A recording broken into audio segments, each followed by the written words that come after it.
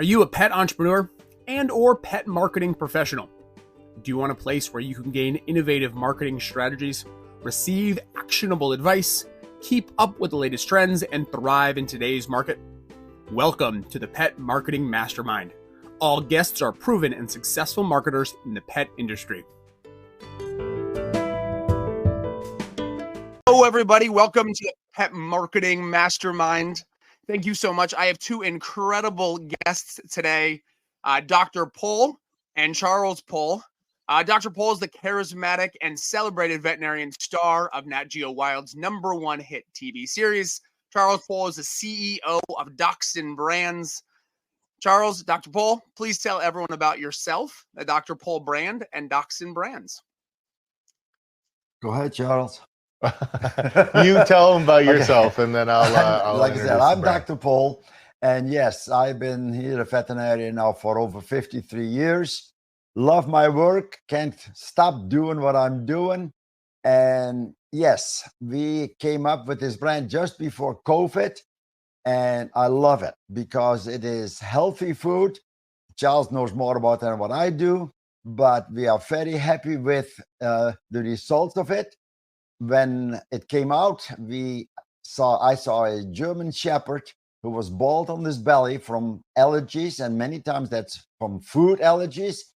And I put him on our salmon dog food, and in 2 weeks, without any other treatment, the hair came back. And I think that speaks for itself. My name is Charles Pol. I am the executive producer, co-star of the incredible Dr. Pol, and CEO of Dachshund Brands, which is the company behind the Dr. Pol brand of products. And I think Dr. Pol did a great introduction of our food line and our products, but we have a wide range of pet products that we work on. And, you know, we really are big believers in basically incredible products at an incredible price. So Right. That's what we really try to believe in. Yeah, they're fantastic. We'll talk about some of the new debuts a little bit later in the show, but let's start at the beginning. What was either one of your first marketing strategy role? Maybe you had a lemonade stand and you had to get the neighborhood kids to buy lemonade from you, selling candy door to door. What was that first role where you had to be in charge of, marketing and sales? Was the hat that you had to wear? Not pet or non-pet. It can be, again, go back. Yeah, basically what we did was, we first got the food to try, and it was just in nice white bags. And that is just dog food, but there's also horse grain. And to be honest with you, the horse grain I like almost the best because it is really good food for these animals.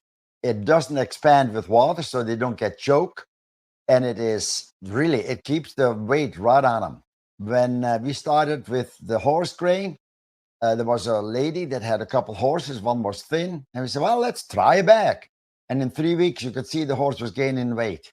The main thing is also that there is no beet pulp in there, so it doesn't expand with saliva, so they don't get choked, which for us is a blessing because when a horse is choked, we get dirty. Then, the dog food, of course, there's different kinds. Charles can tell you more about it. But when people buy it, it seems they come back for more. I think that the main thing with marketing, the main trick with marketing your products is to first believe in your products. If you have a passion for your products and you believe in the product that you're selling, and that goes from lemonade to dog food to just about anything, you can sell it. As somebody who sold TV shows first, and I came up in the television business, passion for your project is infectious. So you go into a room, and in that case, when you're selling a TV show, you're selling nothing. You're selling an idea. You don't have a physical product. You just have an idea. So passion is everything. You have to believe in your project. You have to convince other people that you believe enough in your project that you can make it work. And that's what it's about. Mm-hmm. And I've carried that through to the Dr. Pol brand to make sure that every product that we put out, that we stand behind, we believe in it, we think that it's a great product. I make sure that my dad reviews every single product and that it has a place in our brand, that it serves a function, that it's a quality product, because if you can't believe in what you're selling, I don't care how good the product is, you're never going to sell it very well because people will Correct. see right through it. Yeah. I love that. I love that. Like the belief in the product is vital. Absolutely agree. You guys have been a part of a lot of marketing campaigns, from the number one TV hit series to your veterinarian practice to the Dr. Pol brand. Out of all of them, which one are you most proud of and why? Maybe it was the first season of the Dr. Pol show, the initial launch of the Dr. Pol brand. I know it's probably asking you, like, what is your favorite? What's your favorite pet? But what was one that you may be most proud of, or one that really jumps off the page that you're like, that was amazing and it all came together as we envisioned? Well, I think first what we had was a successful practice, and the be honest with the people. I think that's the main thing. Do what you can and be honest with them that you're not God, you cannot cure everything, but you do the very best you can. And I think that comes through in the show. That's what Charles saw, and that's when he came here. And that's what else. Well, I think that from a marketing standpoint, like a campaign standpoint, I think every step of the way, like you can go out with marketing campaigns and they can be successful or not successful based on like, is it funny? Is it like, what's the strategy? But I think overall, the most successful campaigns that we've had, and that's from products to TV show, are campaigns that are word of mouth campaigns. It's really about building the audience from a grassroots type of way. That will get you sales faster than anything, and that will get you eyeballs on a television show, and that will get you clients at a practice. Every step of the way, I think that the way that we've built, I think dad first, building your veterinary practice, and then the television show, and now the brand has been word of mouth. You put out a quality product that people believe in, you stand behind it, you believe in it, you give it to people, and you get people to try it. They like it, they tell their friends, and that's worth $1 million marketing campaign. Because all you need is one person to tell 5 people, and one of those people to tell 5 people, and all of a sudden it starts steamrolling. And I think that we saw that most of all in the television show. You could really see that because Nat Geo Wild is not a huge network. I mean, that was like Animal Planet's little brother when we started back in 2011. I think they were 2 years old, and they had shows where they like had webcam footage of monkeys on television. There was no hits. They had nothing out there at that time, and they were really a fledgling network. What happened is we put out a quality product, and people saw it, and they told their friends, they told their children, they told their parents, and people started watching it, and then they told other people, and they told other people, and we saw that over the course of the first season, the second season, and then the course of the second season, and the ratings just kept going like this, up until the third season, where we really started hitting some like records, like breaking records for Nat Geo Wild, and then breaking more records. And I think when at the end now, after so many seasons, if you look at the top 10 highest rated shows in Nat Geo Wild history, they're all the Incredible Dr. Pol. Every single one of them, all top 10. Yes. And I think that is also because when Charles came and brought the idea of a reality show, he says, Dad, do your work. And what you see in our show is real. We don't, when Diane, Charles, and I get together and ad lib a little bit, that's different. But what you see with the animals is real. I say many times when we get kicked in the show, it hurts. And this is what the people see and what they like. Nothing is made up for TV. And I think this is what pulls the people in to watch this. It's what pulls them into the show. And I think that, but that goes beyond, like, again, like this lesson of word of mouth and giving the people what they want, being real, all these things, these phrases have been our secret of our success, but in a way, in every single area of success. I mean, from the practice, because Dad, you always told the farmer Yes. how it was, you know, no frills, just very direct communication with the client, making sure that they understand, and then being fair. And this translated to the television show, and then we've continued on with that same secret sauce into our products. Yes. Absolutely. I love that. I love that authentic nature where you're saying, like, we're going to tell, we're going to build this brand from the ground up with a wonderful foundation. You guys talked about it a little bit, but I wanted to ask, Dr. Pol, you've been in veterinary practice for over 50 years. Do you remember, or can you recall, that first marketing activity you did to promote your practice? You know, the doors, you know, the doors are unlocked. Clients can come in. What was that first thing you did people in? That's over 40 years ago when we started here. And there was, we had dairy farms here, 2 or 3 every mile. And I was 80% dairy. And yes, I'm sorry to see that all these family farms are gone. All we now have is mega farms. And basically we don't get there because all they need is numbers. And the individual cow does not matter. And that bothers me in a way because, you know, if it's an animal, I still like to take care of it. So yes, when we came here, you know, I knew, like I said, I was born and raised on a dairy farm. I knew cows, and that's what the people here needed. At that time, there was, you know, some old veterinarians here, and they took care of most of it. But I, promoted a herd health program where we came once a month to make sure the cows got pregnant on time, so that they had calves on time, so the milk production was high. And I still remember one of the first places I went to was, how many cows can you pregnancy check? I said, what do you mean? Well, it says, we got about 50. It says, yeah, I do all of them. And yes, there have been days that I did 300 cows pregnancy checks. But those are all gone. But we did all of them that was necessary. And when they started, they said, okay, this cow is bred so long, so many days. I said, don't tell me, I'll tell you, because then you know whether I am good or not. And that's how I built it up, so that they could see that I knew what I was doing and that I was honest with them. And yes, we had a very, very good bovine practice. They're gone. Now we have a lot of Amish with horses, and we try to take care of them just as good as we can.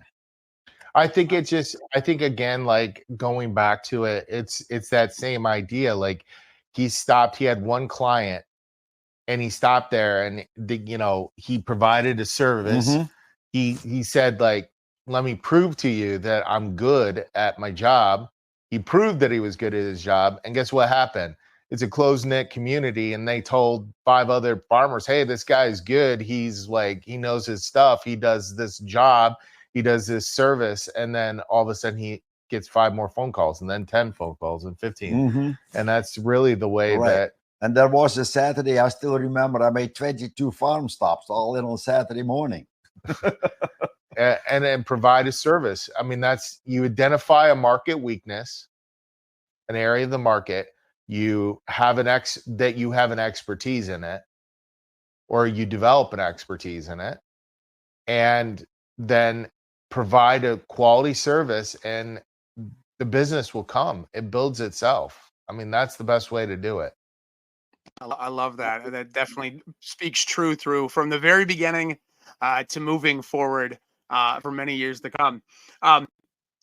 When a pet owner or somebody that is interested in some television programming sees a marketing campaign from the Dr. Pol show or the Dr. Pol brand, what is the one thing, that one emotion that when you review marketing materials and ads and, packaging, what's that one emotion that you want them to feel? We want them to convey this idea of trust. Yes.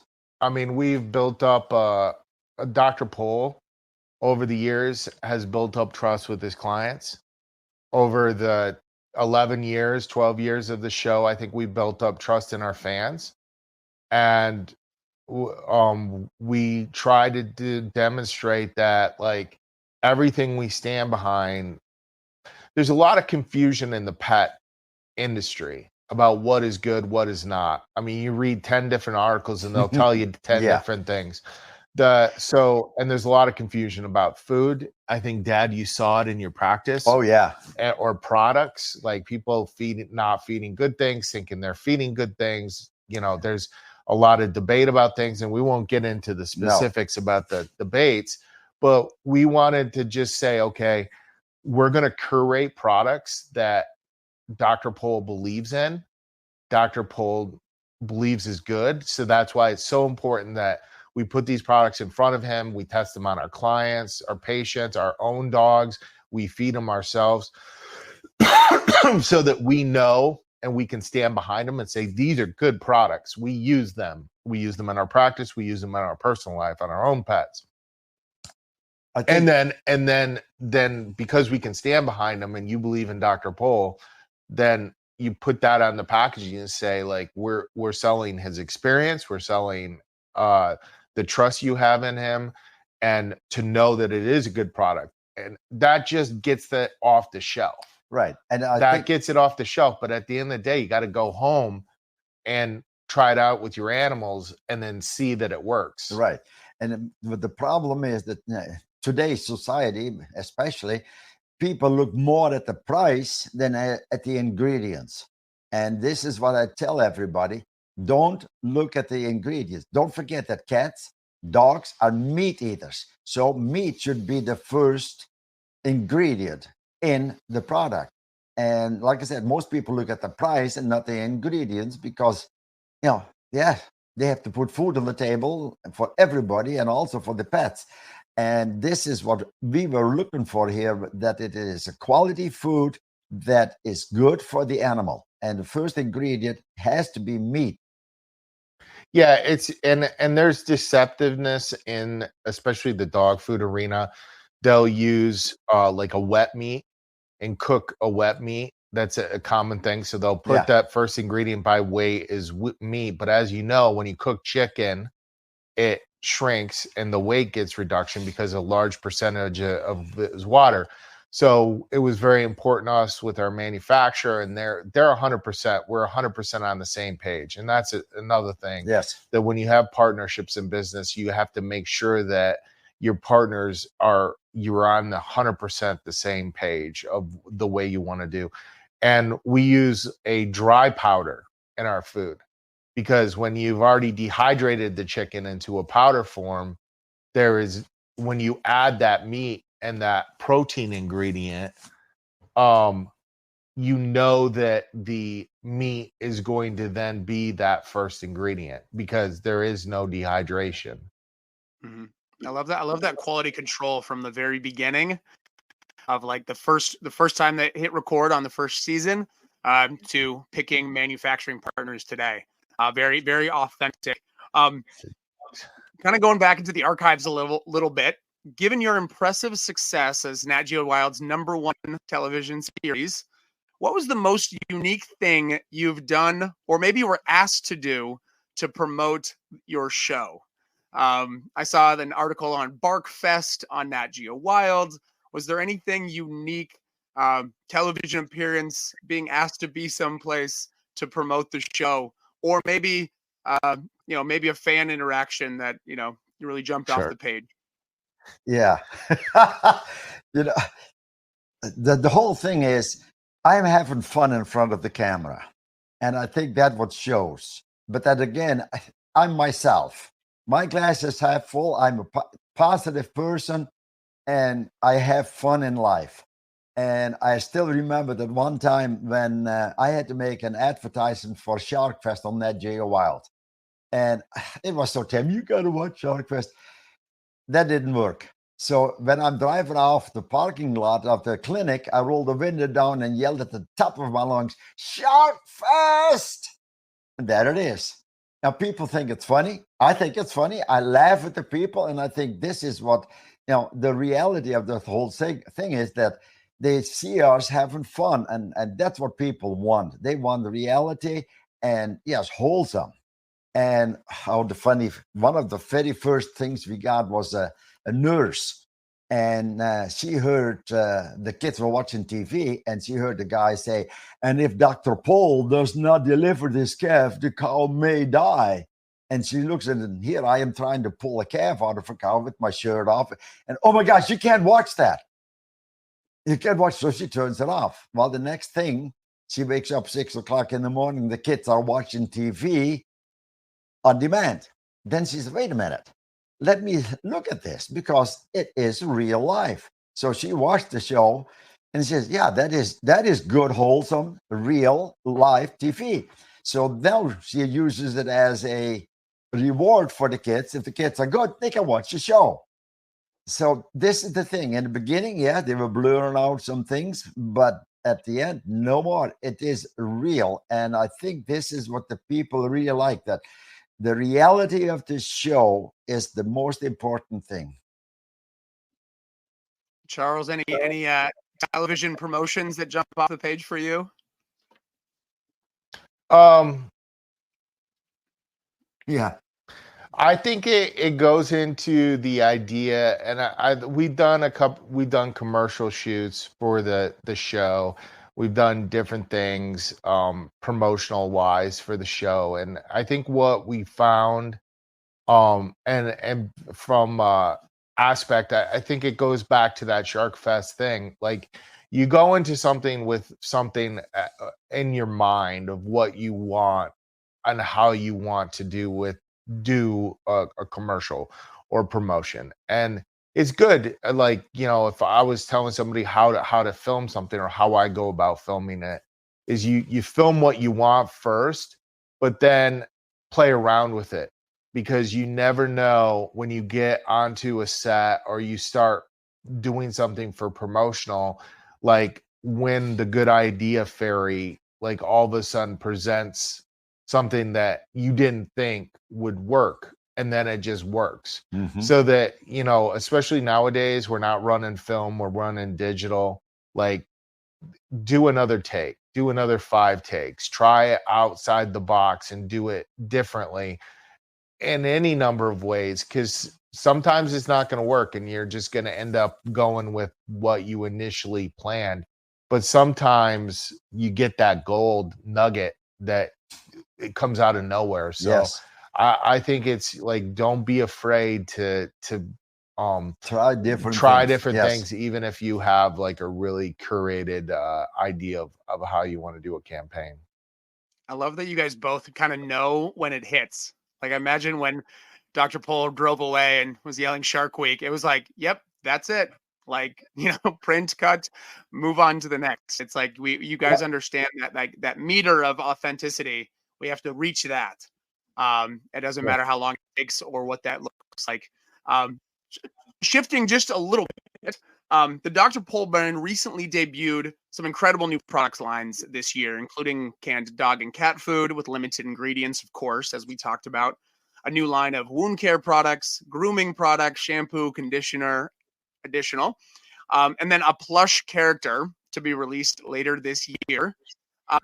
What goes behind the scenes to get a Dr. Pol's brand item ready for release? Is there a time frame? Is there a team? Is it, hey, someone's asking for this in our Facebook group? What is that, secret sauce from idea to release?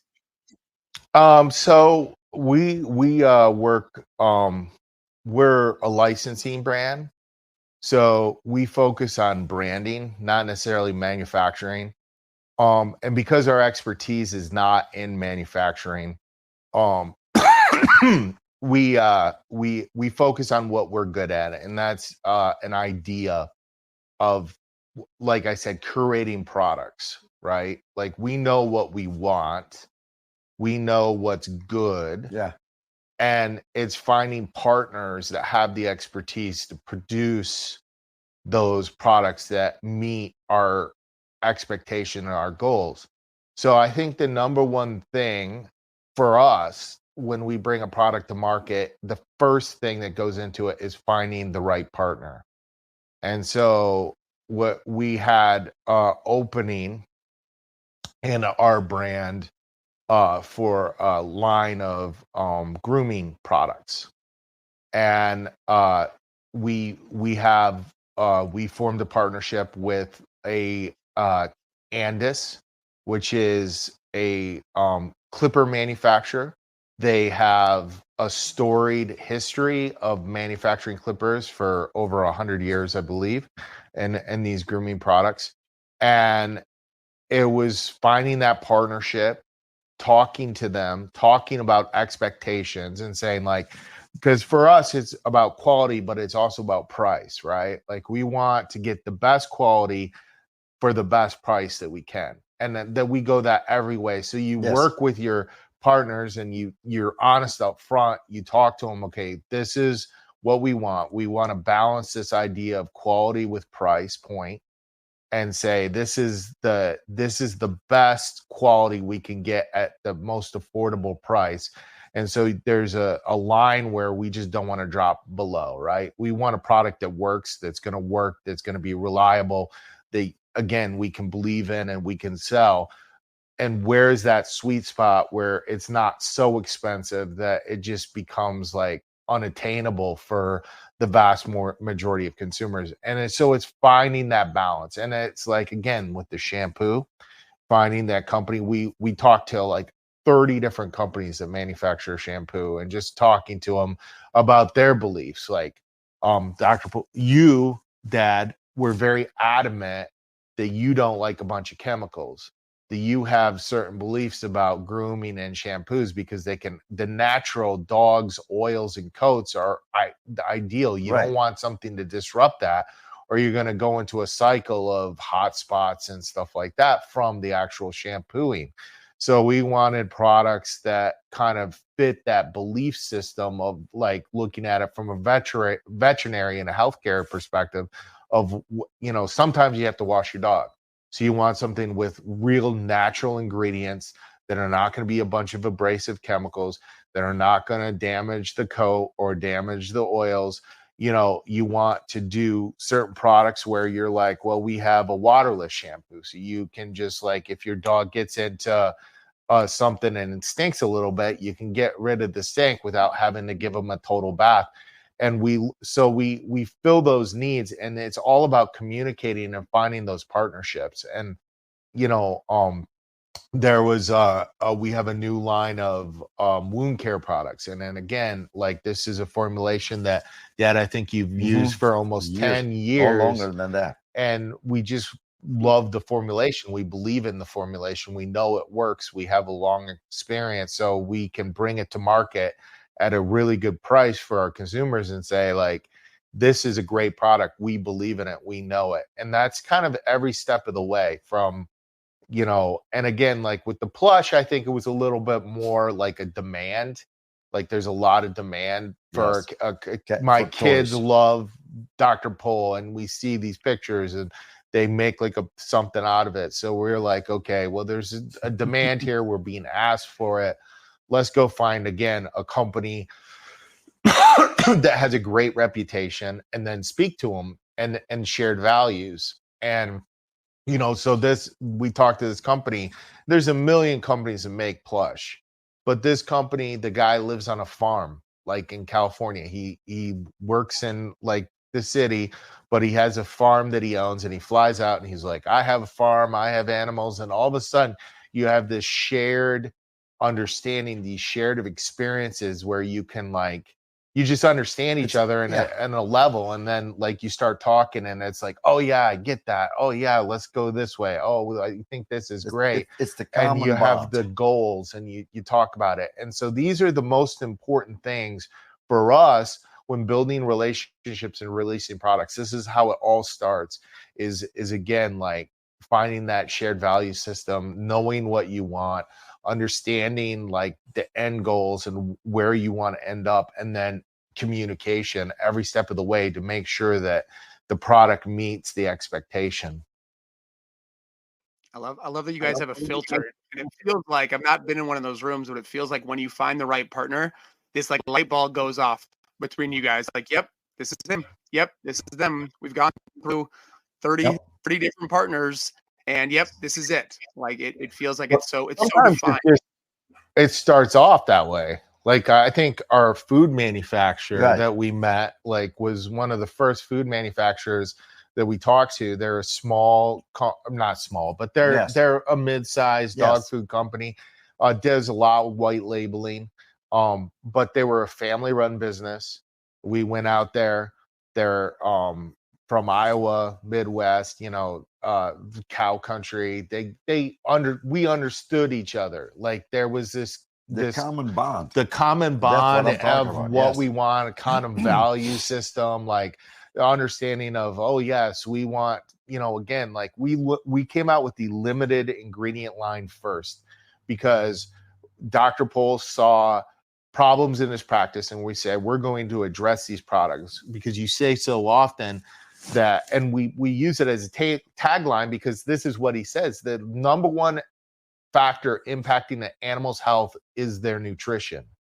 Like he sees it every day in his project, either obese dogs or dogs that have skin problems because of the ingredients, what you're feeding it. We are what we eat. Yes. So we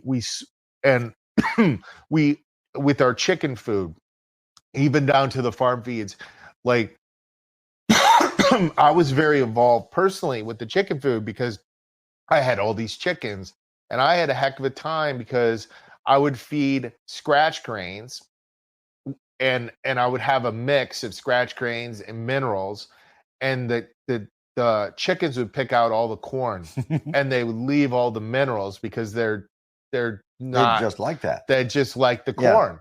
So so your eggs, like you see problems in your eggs. Yeah. Well, they make like a pellet form or a crumble, but that's like gruel. Like the chickens, they'll waste it. They don't eat it so well. They say chickens don't have taste buds, but I swear that they do. They see things too. They see things too. And it's just really, I mean, you see a lot of waste, and they didn't eat it very well. And I said, I don't like the fact that I have to choose between a scratch grain where the chickens will go and pick out all the candy and leave all the nutrition, or the pellets and gruel where I see a lot of waste. I'm like, so they said, well, I think we can probably extrude a chicken food. So they basically took the scratch grains, extruded it into a kibble, like a dog food.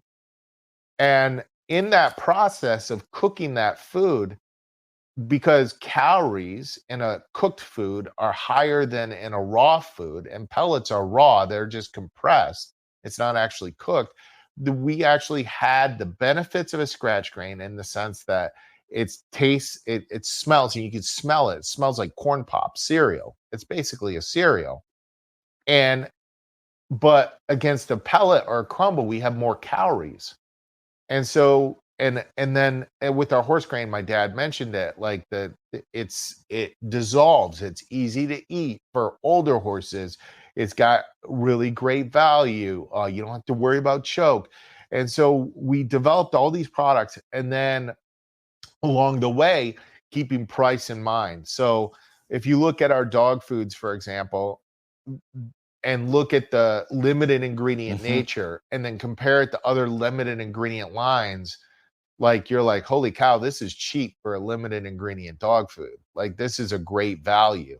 And that's what we wanted. And then once we kind of got secure in this limited ingredient line, we not everybody can afford or wants or needs to feed a limited ingredient diet. Your dog might not be sensitive. And so we said, okay, let's step down one step and do like say like, how can we make a better value, get a cheaper food, but still deliver quality product?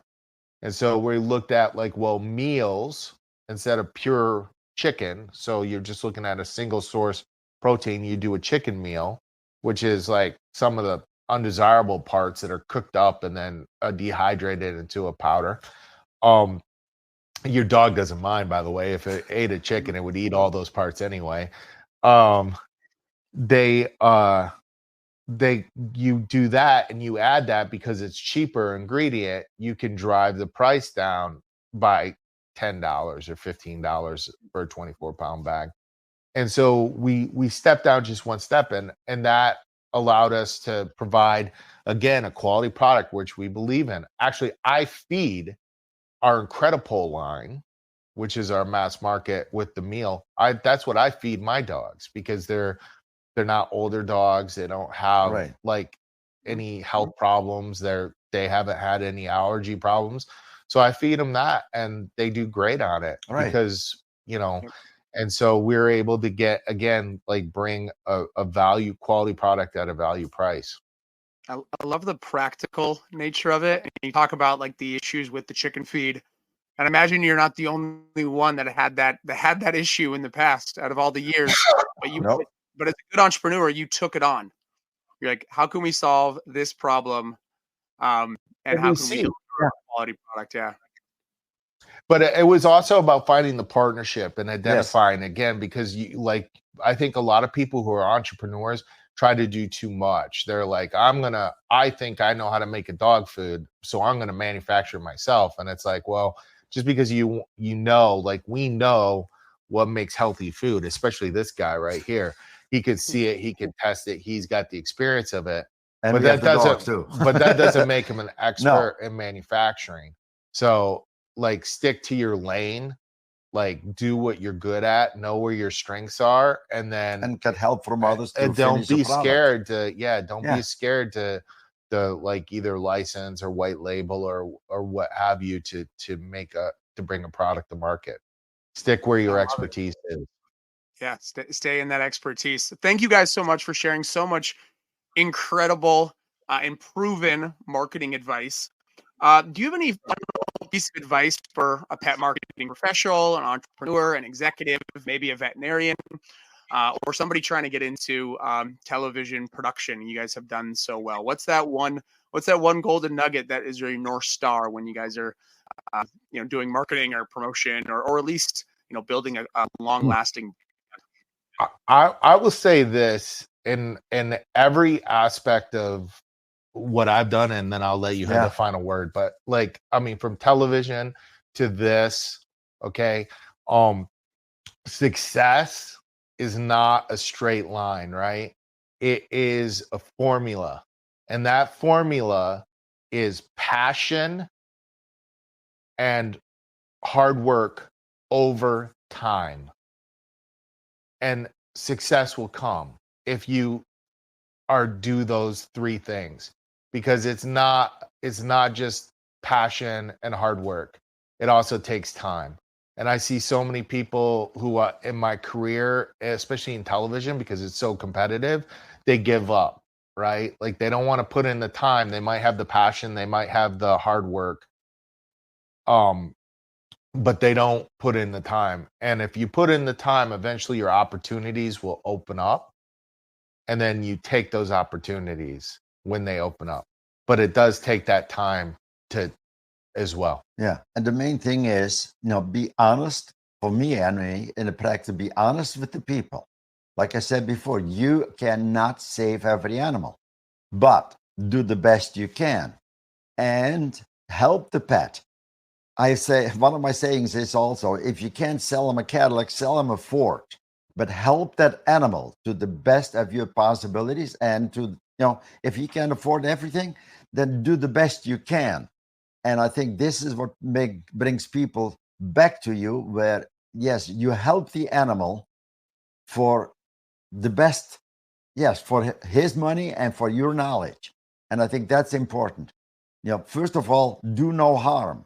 And doing nothing many times is doing harm. So, yes, whatever comes through the door, I do the best I can to help that animal. And I think this is the main thing for me, where you want to help the animal make the people happy, and then they come back.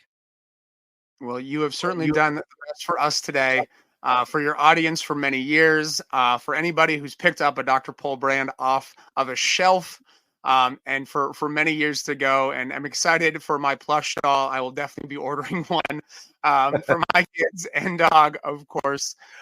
Charles, Dr. Pol, thank you guys so much for joining the Pet Marketing Mastermind. If people want to follow your brand, where do you guys recommend they connect with you to be? And then one question I had: is there a name for Dr. Pol super fans? Like there would be like believers for the Justin Biebers. Is there, or do we need to come up with one right now? No, I think you have to come up with one. But we, there's several places, but the easiest place to see it all is www.thedrpol.com. We'll take you everywhere. You can see our Facebook page, our Instagram pages, YouTube. We have them all. But if you go to thedrpol.com and then also sign up for our newsletter, because we send great information all the time out to our newsletter. Absolutely agree. Myself. Well, Charles, Dr. Pol, thank you so much for your time, for your insights, and more importantly, thank you for what you do to the pet industry as a whole. I think you guys are a force for raising the bar for the pet industry for now and for many years to come. Thank you all for joining us on the Pet Marketing Mastermind. Make sure to subscribe for more episodes just like this one.